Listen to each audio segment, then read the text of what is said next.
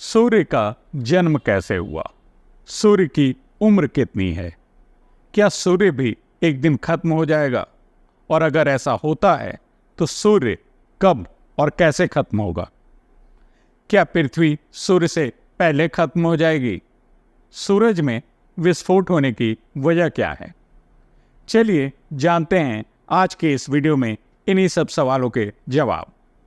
सूर्य हमारे सौरमंडल का एक ऐसा तारा है जिसमें नाभिकीय संलयन प्रक्रिया द्वारा हाइड्रोजन हीलियम में बदल रहे हैं, जिससे काफ़ी मात्रा में ऊर्जा और प्रकाश उत्पन्न होकर हमारे सौरमंडल में चारों तरफ फैल रहा है।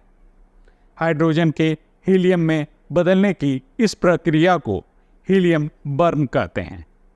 सूर्य जैसे तारे हाइड्रोजन को हीलियम में बदलने में करीब 10 अरब साल का वक्त लगाते हैं। वैज्ञानिकों की गणनाओं के अनुसार सूर्य का जन्म 4.6 अरब साल पहले हुआ था। इस हिसाब से सूर्य अपने मध्य उम्र में चल रहा है।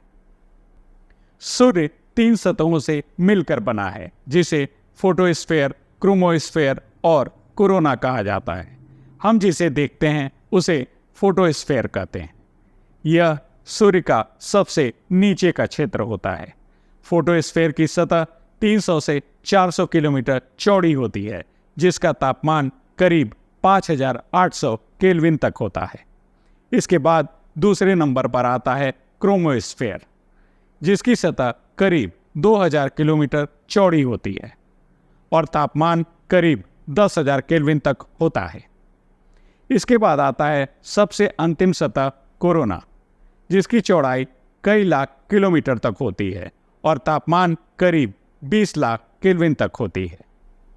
सूर्य को 3 जोन में बांटा गया है, जिसमें पहला होता है सूर्य का केंद्र, जो सूर्य का 25% होता है, जिसे क्रोड कहा जाता है।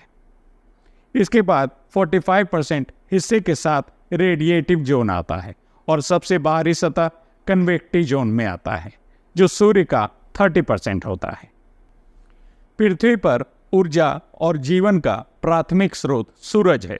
इस विशाल तारे की वजह से हमारे ग्रह पर न सिर्फ प्रकाश उत्सर्जित होता है, बल्कि पृथ्वी पर जीवन के निर्माण और उसके अस्तित्व को बनाए रखने के लिए भी सूरज का महत्वपूर्ण स्थान है। सूरज के बिना पृथ्वी पर जीवन की कल्पना ही नहीं की जा सकती है। बस यह समझ लीजिए कि अगर कभी सूरज समाप्त हुआ तो पृथ्वी पर जीवन ही नष्ट हो जाएगा। लेकिन क्या आप जानते हैं, वैज्ञानिकों ने सूरज के समाप्त होने की समय सीमा का अनुमान लगाया है। चलिए जानते हैं कब और कैसे होगा सूरज का अंत।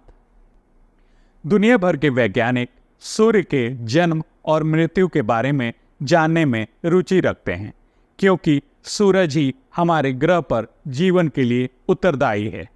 सूरज का निर्माण हीलियम और हाइड्रोजन के आणविक बादल से करीब 4.6 अरब वर्ष पहले हुआ था। वैज्ञानिकों के अध्ययन से यह पता चला है कि 10 अरब साल बाद सूर्य खत्म हो जाएगा। नासा के अनुसार आने वाले समय में सूर्य की बाहरी परतें इतनी फैल जाएंगी कि सूर्य पृथ्वी सहित अपने पास के सभी ग्रहों को पिघलाकर निगल जाएगी। जब सूरज में हीलियम बर्न की प्रक्रिया रुक जाएगी, तब सूरज एक लाल विशालकाय दानव का रूप ले लेगा। इस अवस्था में सूर्य एक नेबुला बन जाएगा। इस चरण में सूर्य की बाहरी परतें सूर्य से अलग हो जाएंगी और जैसे जैसे बाहरी परतें अलग होते जाएंगी, वैसे वैसे सूर्य का आकार छोटा होता जाएगा और धीरे धीरे सूर्य ठंडा होकर एक तारे का रूप ले लेगा। इस पूरे घटनाक्रम को पूरा होने में करीब 10 अरब साल लगेंगे। वैज्ञानिकों का कहना है कि इस घटना को देखने के लिए मनुष्य उस वक्त तक जीवित ही नहीं रहेगा।